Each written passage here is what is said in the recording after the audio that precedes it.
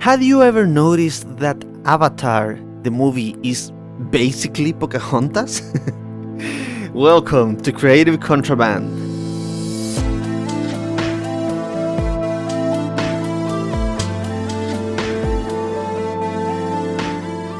Welcome to How to Be a Better DM, the show that helps dungeon masters tell better stories and run more engaging games. This is Creative Contraband, where we take ideas from elsewhere and smuggle them into our craft to take it one step further. And remember, all of this is brought to you by Session Zero Studios. Welcome back, beloved audience. Thank you for being here. If you haven't been here before, my name is Daniel, you can call me Danny, and I have been a semi-professional artist for about a decade now. I make this segment with love every week for How to Be a Better DM. I say hi to Justin and Tanner, they have been awesome, and yeah, they have been very welcoming with me and my content, and I deeply appreciate it. In this segment, we take knowledge from other arts and smuggle them into our craft to turn into better game masters or dungeon masters. So, welcome. Today I want to talk about Reskinning. So, you have probably heard about the hero's journey or other structures we use for stories like the Aristotelic one, which is like the beginning, middle, and end, basically the 3-act structure. Sometimes people put a climax in there, like it's the beginning, the middle, the climax, and the end. And well, there are many structures that have been written and theorized about through the years, but I want to talk about something a little bit more specific regarding these skins. I once read in Reddit about a Redditor who said that had basically written a campaign that was Shrek. It was the plot of Shrek, basically. And he had directed this whole campaign that was pretty long. It had many sessions. And the players never noticed it was Shrek. Of course, he was not using ogres and donkeys and that kind of stuff.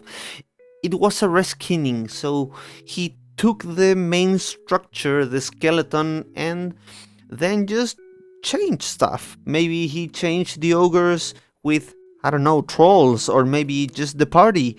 And yeah, you catch my drift. At first, I found it pretty funny. But then I started thinking, yeah, that's totally something you can do. And that's actually something you should be doing. Many stories are successful for a reason. Shrek is successful for a reason. Of course, Shrek the movie has very cool characters, particularly fun humor maybe, and I talked already in a different episode about stealing. So you can steal characters, you can steal the kind of humor, you can steal dynamics between characters, and that's something you actually should be doing. If you want to listen a little bit more about that, you can go 2 or 3 episodes behind and you're going to find some information about it. In this case, I want to talk about reskinning stories in particular. How you can take processes or happenings from the world, from history or other stuff, and you can put it right into your game. So I am going to start with 2 kind of mainstream examples, and then I am going to go with a little bit more niche stuff that I found. So, number 1. We have Avatar and Pocahontas, just as I said in the beginning, and the skeleton between both stories is pretty much identical. First, you have an outsider that is sent to infiltrate a native culture, then this outsider falls in love with a native woman, then this outsider, this main character, learns that invaders are wrong, betrays the wrong people, and then helps defend the natives from technological colonizers. That's basically the gist of it. that works for Avatar, and that works for Pocahontas. So you could say that Avatar is basically a reskin of Pocahontas. And now take a minute and think how successful Avatar has been. That I don't like it particularly, but it has been undoubtedly very successful. And you could achieve some extra success too. Like, think you take a story like Pocahontas, and if you can translate that to your medieval fantasy, your epic fantasy table, you could have lots of success. It is a very good story. It works for a reason. There is so much relatable stuff over there. There is growth of the main character. There is the weight of culture in the head of the main character. There is the difference in the interests of both societies or tribes. So there is lots you can take and that you can even translate to today's society. Totally, 100%. So that is a good example of how the greatest guys today in the film industry and other industries are stealing. In case you think stealing is not good, you can go back to the other episode and check it out. But yes, reskinning, it can take you to very interesting results if you do it right, so give it a go. Example number 2, we have another one that is maybe a little bit less known. Cars and Doc Hollywood. We have on the one hand an animated movie about cars, animated cars, and in the other hand we have a live action comedy much older with Michael J. Fox, I think is the name, right? And what do you have? On the one hand, you have an arrogant celebrity racer, and on the other hand, you have an arrogant celebrity surgeon. In Cars, you find that this racer is on the way to a career-defining event. And in Doc Hollywood, the main character is on the way to a prestigious job. So they are both on the way up, leading to the climax in their careers. One of them, in Cars, gets stranded in a tiny town. The other one, Doc Hollywood, gets stranded in a tiny town. In Cars, this character is forced to work to repay the damages. In Doc Hollywood, the main character is forced to work to repay the damages. And you probably know how it goes. Then both characters in both movies fall in love with a local woman. They both learn that community matters more than fame, and they both in the end choose values over ambition. I think the point is clear, right? So where am I going with all this? And I want to tell you a little bit about the origin of how I thought about this episode, because as I've said before, I think that can be inspiring for you. I was listening to the song Let Her Go by Passenger. It's a song I like a lot, and I started reading the lyrics. I usually don't pay that much attention to the lyrics of a song unless I really like it. And I realized it is basically about a very old saying we have in Spanish, which is nadie sabe lo que tiene hasta que lo pierde. No one knows what they have until they lose it. Or maybe in other words, or as other people would say, you never know what you've got till it's gone. Or you never miss the water till the well runs dry. Actually, I'm going to read the lyrics of a part of Let Her Go so you see what I mean. The lyrics say, "You only need the light when it's burning low. Only miss the sun when it starts to snow. Only know you love her when you let her go. Only know you've been high when you're feeling low. Only hate the road when you're missing home. Only know you love her when you let her go."